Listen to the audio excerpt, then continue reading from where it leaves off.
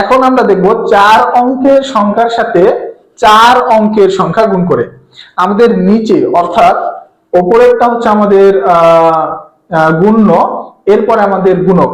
আমাদের গুণক যত অঙ্কের হবে আমাদের কিন্তু উপর নিচের গুণ করতে গেলে ঠিক ততগুলো লাইন হবে। দেখো এখানে গুণক, গুণ্য, গুণক। গুণক হচ্ছে আমাদের 2354 4 অঙ্কের। তাহলে আমাদের উপর নিচের গুণ করতে গেলে কিন্তু আমাদের 4টা লাইন হবে।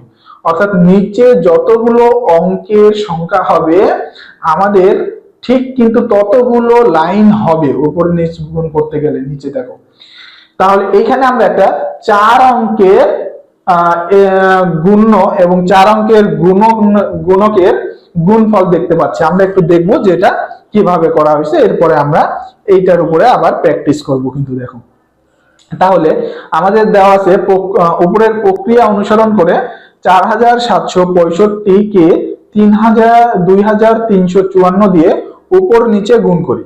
তাহলে 4765, দেখো নিচে হচ্ছে আমাদের 2354। তাহলে আমরা প্রথমে 4 দিয়ে উপরের সবগুলো অঙ্ককে গুণ করব। তাহলে 4 দিয়ে গুণ করলে 4 × 5 = 20, 20 এর শূন্য হাতে থাকে আমাদের 2। এরপরে 4 × 6 = 24, 24 আর হাতের 2 যোগ করলে হয় আমাদের 26, 26 এর 6, দেখো হাতে আমাদের থাকে 2।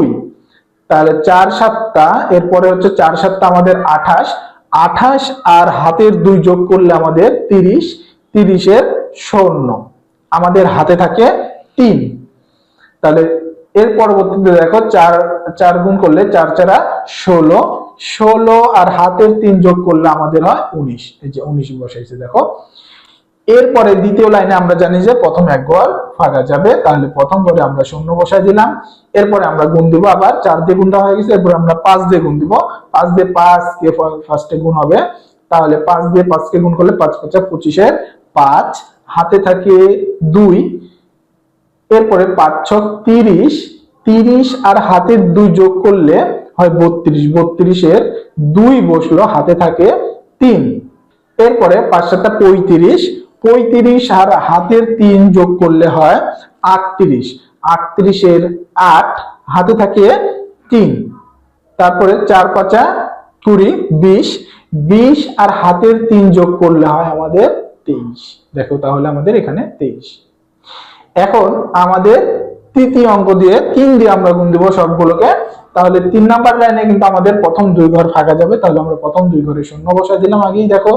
এরপরে আমরা 3 দিয়ে গুণ দিব, 3 × 5 = 15, 5 হাতে থাকে 1, 3 × 6 = 18 আর হাতের 1 যোগ করলে হয় 19, 19 এর 9 হাতে থাকে 1, 3 × 7 = 21, 21 আর হাতের 1 যোগ করলে হয় 22, 22 এর 2 হাতে থাকে 2, 3 × 4 = 12 আর হাতের 2 যোগ করলে হয় 14।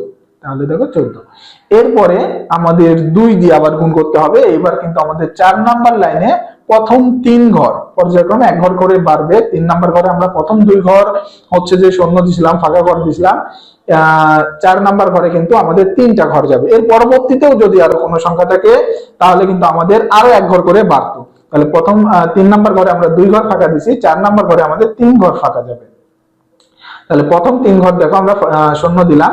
এরপর আমরা গুণ করব, 5 × 10, 10 এর শূন্য বসবে। 4 নাম্বার ঘরে কিন্তু আমাদের দেখো শূন্য, 10 এর শূন্য বসছে, হাতে থাকে 1, 6 × 12 আর হাতের 1 যোগ করলে 13, 13 এর 3 হাতে থাকে 1, 7 × 14, 14 আর হাতের 1 যোগ করলে 15, 15 এর 5 হাতে থাকে 1, 4 × 8, 8 আর হাতের 1 যোগ করলে হয় আমাদের 9। তাহলে দেখো আমরা 9 বসাই দিয়েছি।